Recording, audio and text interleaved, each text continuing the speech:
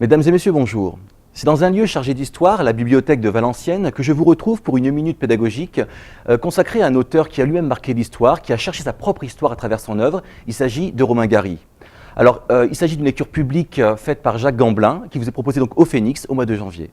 Alors pour cette minute pédagogique, je vous propose tout d'abord quelques éléments concernant Romain Gary, son œuvre et bien évidemment l'œuvre qui nous concerne aujourd'hui, La nuit sera calme. Dans un deuxième temps, je donnerai quelques éléments concernant la personne qui va donc lire les textes de Gary, à savoir Jacques Gamblin, les raisons de son choix aussi, et enfin, je vous donnerai quelques pistes pédagogiques qui vous permettront d'apprécier au mieux le spectacle avec vos élèves. Romain Gary, Émile Ajar, Un homme, une œuvre.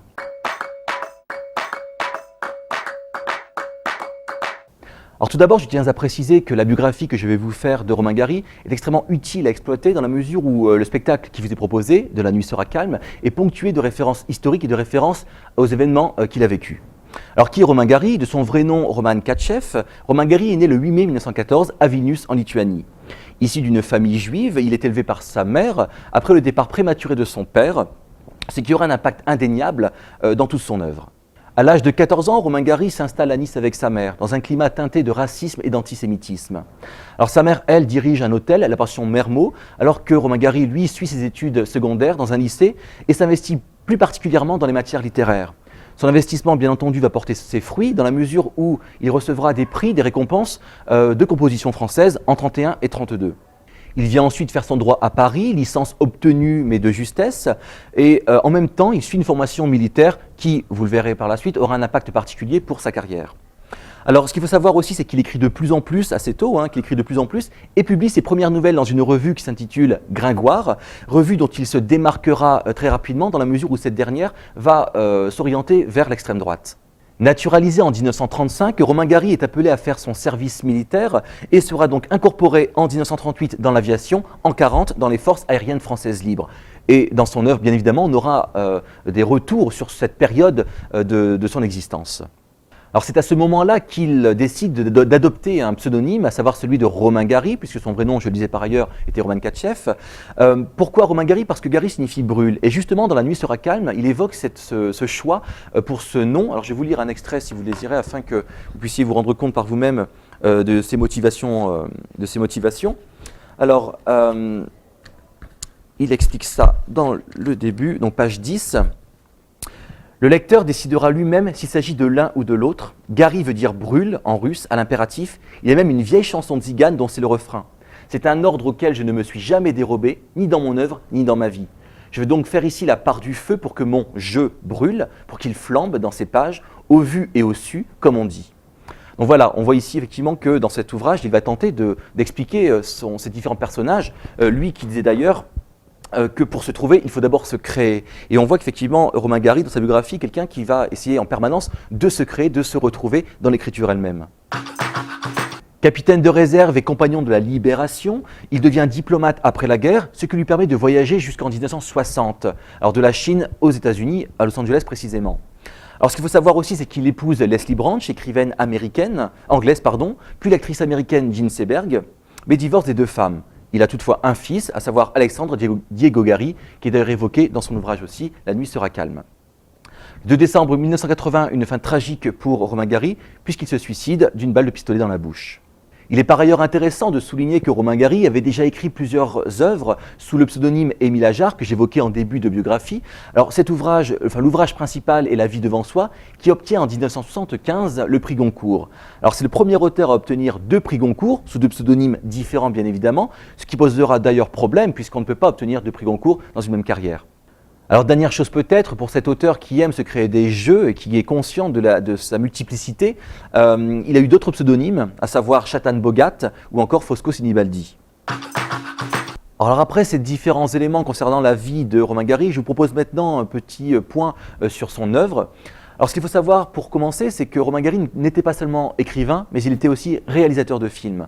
Peut-être connaissez-vous le film intitulé « Les oiseaux vont mourir au Pérou », histoire d'une jeune fille, Adriana, qui rencontre sur la plage un groupe d'individus, alors que son mari part à sa recherche pour la tuer.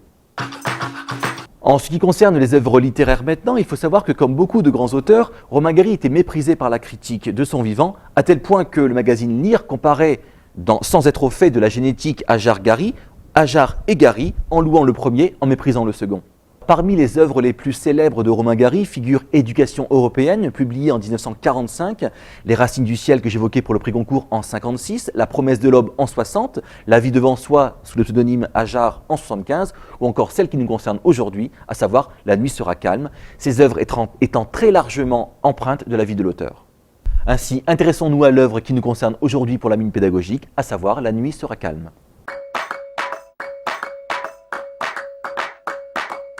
La nuit sera calme est une œuvre tout à fait particulière, non seulement parce qu'elle a un caractère autobiographique, mais parce qu'elle s'impose comme une sorte d'entretien fictif entre Romain Gary lui-même et François Bondy, qui est son ami d'enfance. Alors bien évidemment, ce dialogue entre François Bondy et Romain Gary est tout à fait fictif, je le disais, parce qu'en fait, François Bondy n'apparaît que comme un prête-nom aux répliques, en tout cas, et aux questions qui sont posées. Ami d'enfance, idée très pertinente eu égard aux intentions qui portent l'œuvre de Romain Gary, puisque cette connaissance du passé permet à Romain Gary d'aller au fond de lui-même et de se provoquer, de s'auto-exhorter à se découvrir autrement, à se livrer davantage aussi au lecteur qui connaît déjà parfois ses précédents ouvrages, bref, à aller toujours plus profondément en lui. Alors la lecture de cette œuvre est tout à fait intéressante à plusieurs titres. En effet, j'évoquais par ailleurs qu'elle était à caractère autobiographique, et effectivement, Romain Gary interroge même le genre autobiographique dans son ouvrage. Alors là, je vous invite à vous référer à la page 12 de l'ouvrage, et d'ailleurs, je vais vous lire peut-être l'extrait dans lequel il évoque ce souci de sincérité. « Je parlerai donc avec la plus entière liberté de moi-même, et pas des autres. Voilà mes raisons, voilà pourquoi j'ai accepté. Et tu peux mener ton interrogatoire, comme bon te semble. » Donc là, il parle à François Bondy. « Je répondrai, et puis il y a peut-être des choses que je ne connais pas de moi-même, et que tu m'apprendras en m'interrogeant.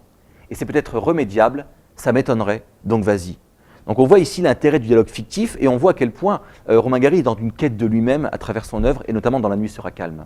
Autre extrait intéressant aussi à ce titre, il s'agit de la page 39 où en fait François Bondy, donc Romain Gary tout de même, l'interroge sur sa relation à la sexualité et à la féminité.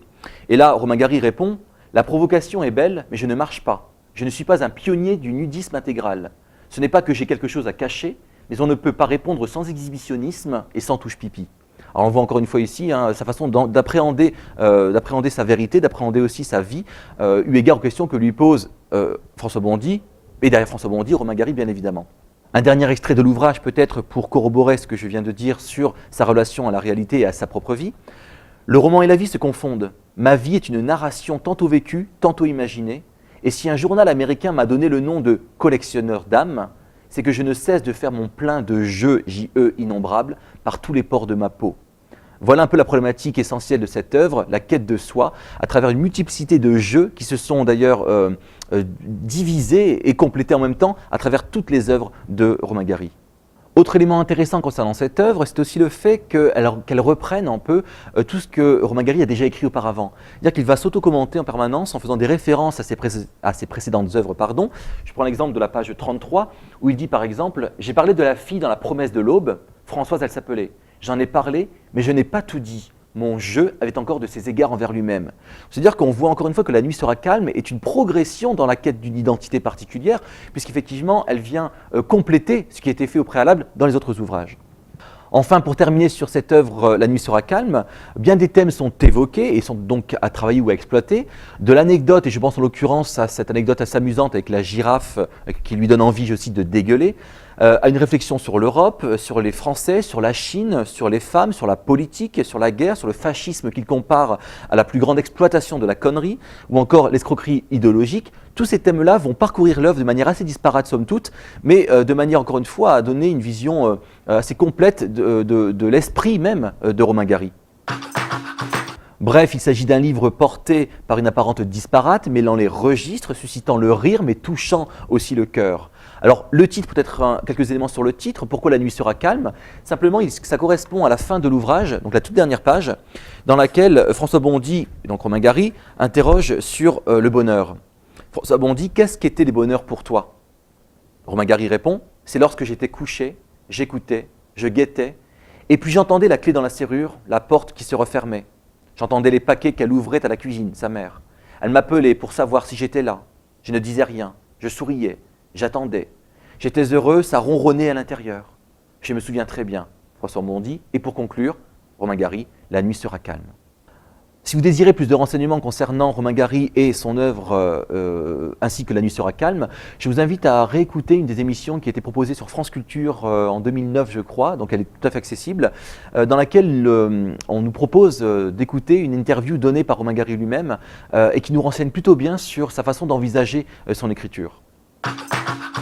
Alors après ce parcours dans l'œuvre et la vie de Romain Gary, je vous propose maintenant quelques éléments concernant la personne qui va donc procéder à cette lecture publique. Il s'agit de Jacques Gamblin et nous verrons aussi bien entendu les raisons de ses choix.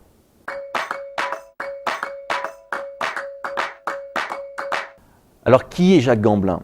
Né en 1957, Jacques Gamblin découvre le théâtre suite à un stage d'expression théâtrale au Théâtre national de Bretagne, dont il deviendra d'ailleurs régisseur.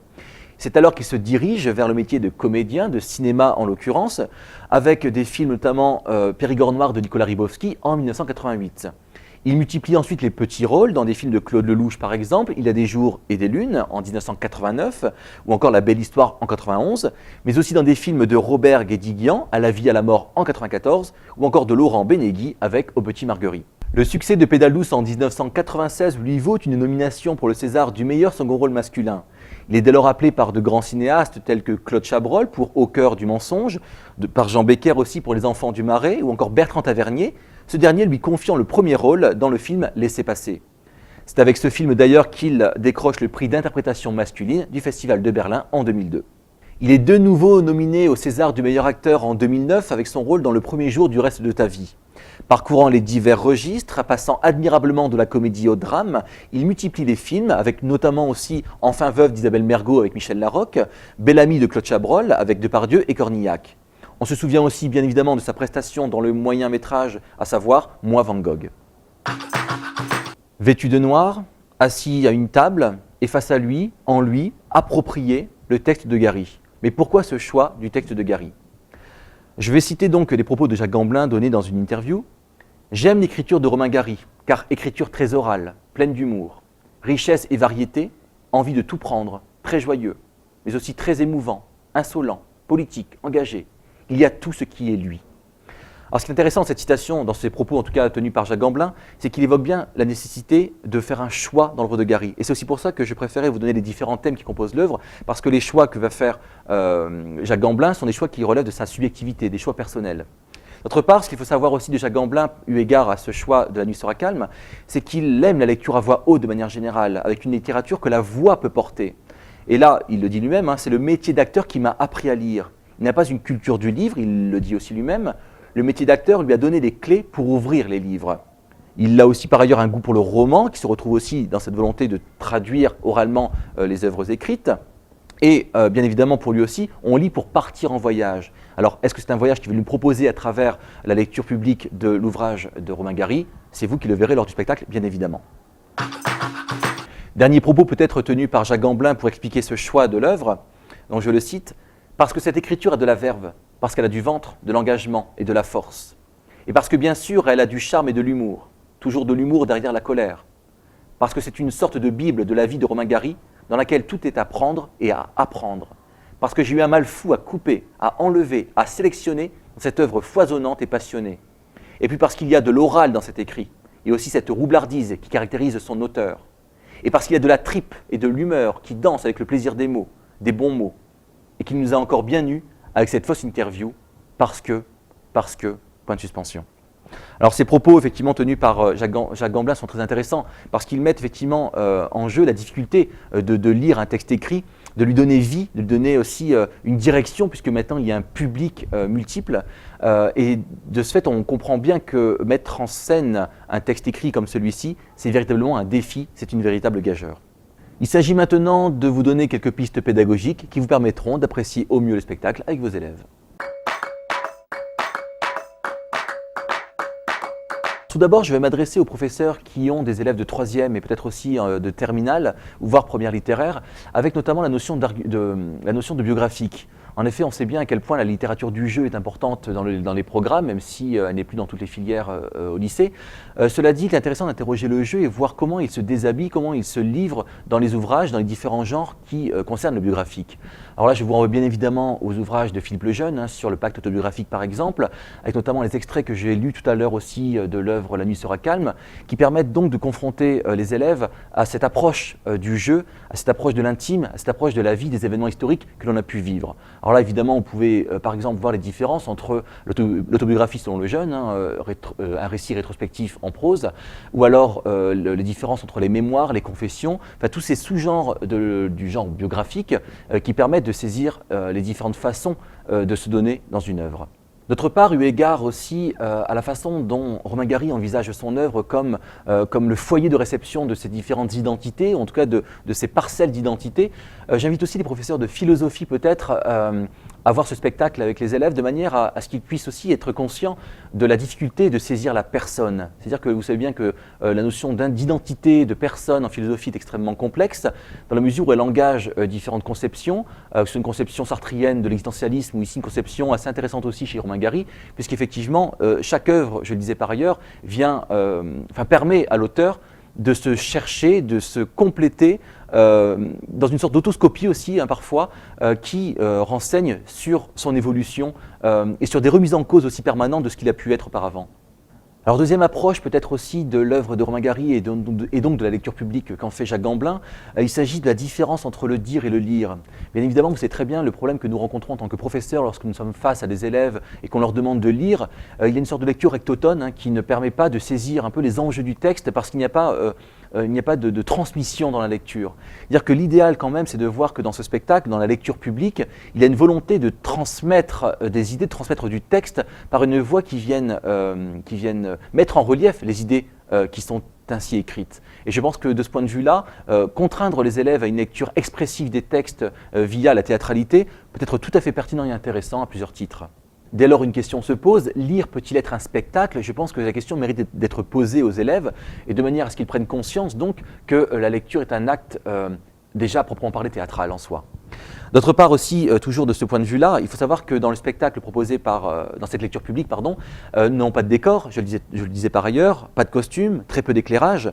Par conséquent, nous avons en général dans la lecture publique juste une ou plusieurs voix qui viennent livrer du texte, un texte brut avec un choix évidemment subjectif, avec une voix qui a envie de transmettre. Donc encore une fois, là je pense qu'il est intéressant pour les élèves de saisir un petit peu comment le lecteur va parvenir à rendre cette oralité perdue du texte, puisqu'on est passé d'un entretien fictif, c'est-à-dire la restitution d'un pseudo-oral dans l'écrit, et là le comédien va tenter de lire le texte, c'est-à-dire restituer à ce texte écrit l'oral qui était présent au préalable. Donc voilà, c'est assez compliqué comme ça au niveau du système de transmission du texte. Mais dans tous les cas, on voit à quel point la forme dialogale, et en l'occurrence la forme de la lecture publique, peut être à la fois périlleuse et aussi peut-être délicate à entreprendre.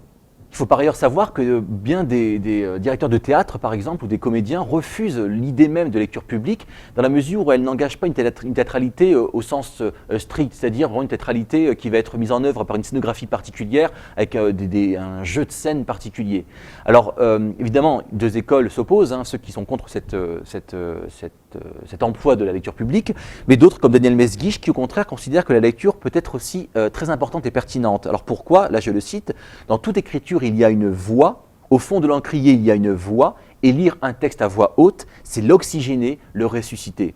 Ça, c'est un des premiers arguments que nous pourrions soulever pour corroborer la nécessité de faire des lectures publiques. D'autre part, il est aussi important peut-être de suivre cet engouement pour la lecture publique qui a lieu depuis quelques années en France, depuis Lucchini notamment, puisque la lecture publique permet aussi de faire connaître différents auteurs. C'est-à-dire que les auteurs contemporains en général ne sont pas encore connus évidemment d'un public suffisamment vaste. Par conséquent, les mises en son, les mises en espace de textes contemporains permettent aux spectateurs d'être conscients de ce qui se passe d'un point de vue littéraire, d'être conscients aussi de la nouvelle création, de l'avant-garde peut-être parfois, dans tous les cas, d'entendre la nouveauté.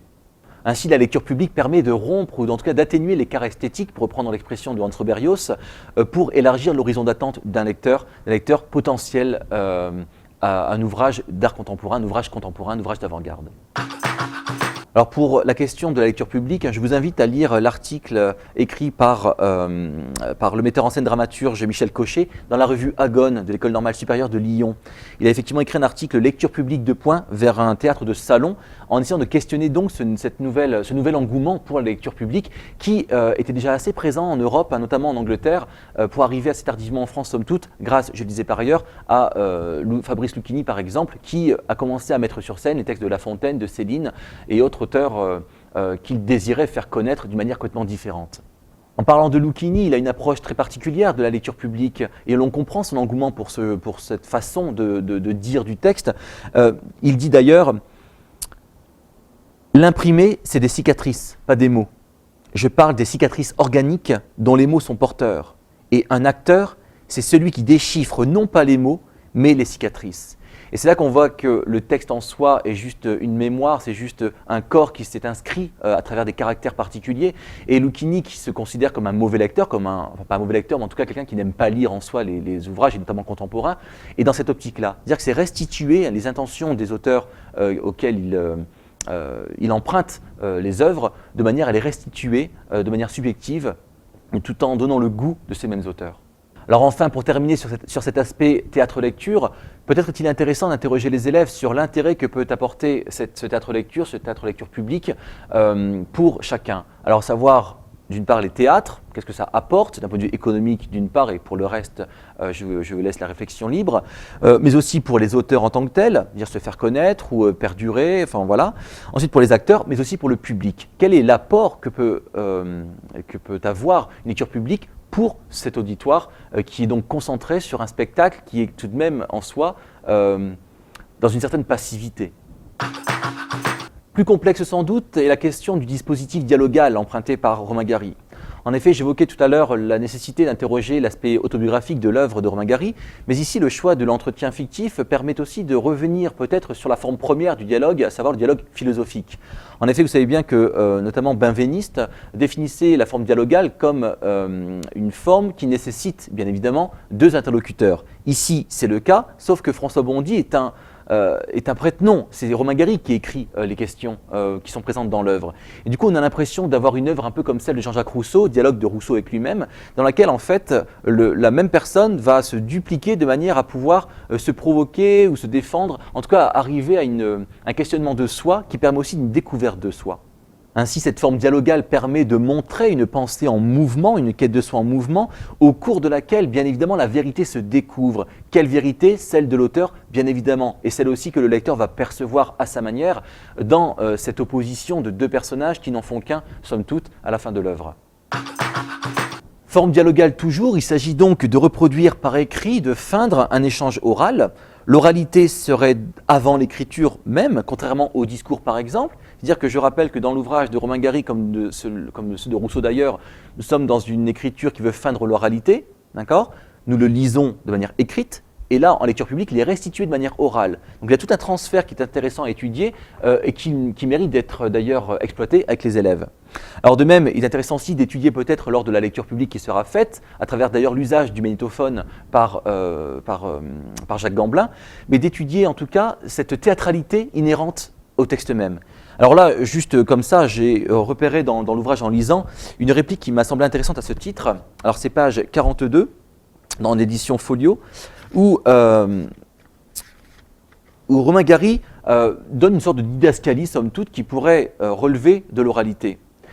François Bondy donc dit « Ce n'est pas la peine de te fâcher, Romain Gary, je ne me fâche pas, j'élève un peu la voix, c'est tout. » Et donc là, on voit effectivement que lorsque Romain Gary écrit cette œuvre-là, il est aussi porté par la volonté de l'oraliser à travers les échanges même, c'est-à-dire en glissant parfois entre deux longues répliques sur la politique ou sur la femme, de glisser quelques éléments qui montrent que c'est un entretien réel, alors qu'il est fictif. Enfin, toute cette thématique, évidemment, était aisément exploitable pour chacun d'entre vous, et les élèves la repéreront assez facilement.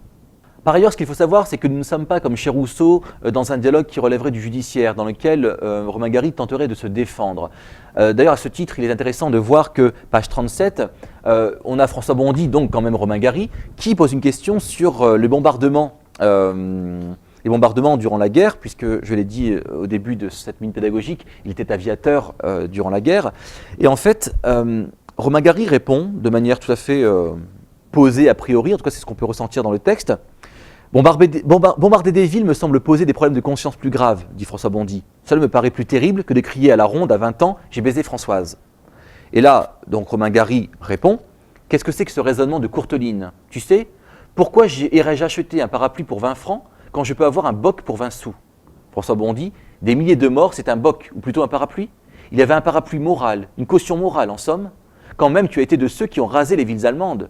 Je ne prends d'ailleurs nullement ce reproche à mon compte. Je me réfère à une certaine polémique que tu connais. » Et là, Romain Gary lui coupe la parole, les points de suspension témoignent. « On reparlera de cela plus tard, si tu veux. J'estime que la seule fois dans ma vie où je me suis vraiment déshonoré, c'était ce jour-là, chez Capoulade, saoul et pas saoul. J'avais trahi bassement une femme. » Donc là, effectivement, on voit bien que son entreprise n'est en aucun cas expiatoire, qu'il est juste porté par la volonté de se découvrir dans ce dialogue fictif, et non pas d'être, comme chez Rousseau, dans la volonté de se faire pardonner des fautes auprès du public potentiel. Pour terminer sur ces pistes pédagogiques, je vais vous proposer quelques activités que vous pourriez faire avec vos élèves, peu importe l'âge de toute façon, puisqu'elles engagent la capacité à lire avec expressivité. Alors peut-être est-il intéressant de prendre un texte comme celui de Gary par exemple, si vous allez voir le spectacle, de manière à ce qu'on puisse avoir en classe ou sur plateau, peu importe, des effets de cœur, c'est-à-dire diviser un texte en plusieurs personnages, de manière à ce que chaque élève puisse donner sa propre lecture de plusieurs phrases, avec des répétitions, des élèves qui souffleraient le texte à d'autres, faire en sorte que le texte écrit puisse prendre vie dans un ensemble. D'autre part, à ce même titre, vous pouvez aussi travailler sur un texte extrait encore une fois de cette œuvre, pourquoi pas, et faire en sorte qu'en fait l'auditoire vienne interrompre la lecture en posant les questions qui pourraient légitimer la phrase suivante. C'est une activité à laquelle je procède parfois avec mes élèves en théâtre notamment, et qui permet justement à chacun de comprendre le raisonnement et la progression d'un texte linéaire. Par exemple, un texte argumentatif ou une réflexion sur la guerre dans le livre pourrait permettre aux élèves qui écoutent la lecture faite de glisser à chaque point la question qui va naître de la phrase précédente et engager la réponse qui correspond en fait à la suite du texte. Et bien voilà, c'en est terminé de cette minute pédagogique consacrée à la lecture publique de l'œuvre de Romain Gary, à savoir « La nuit sera calme » par Jacques Gamblin. Alors si vous désirez plus de renseignements, je vous invite à m'envoyer un mail sur turquet@lephénix.fr. Nous tenons par ailleurs à remercier avec le Phénix la bibliothèque médiathèque de Valenciennes pour son accueil au sein de son lieu pour cette minute pédagogique. Quoi qu'il en soit, n'oubliez pas qu'exploiter un spectacle avec vos élèves, c'est aiguiser leur esprit critique et en faire des spectateurs actifs.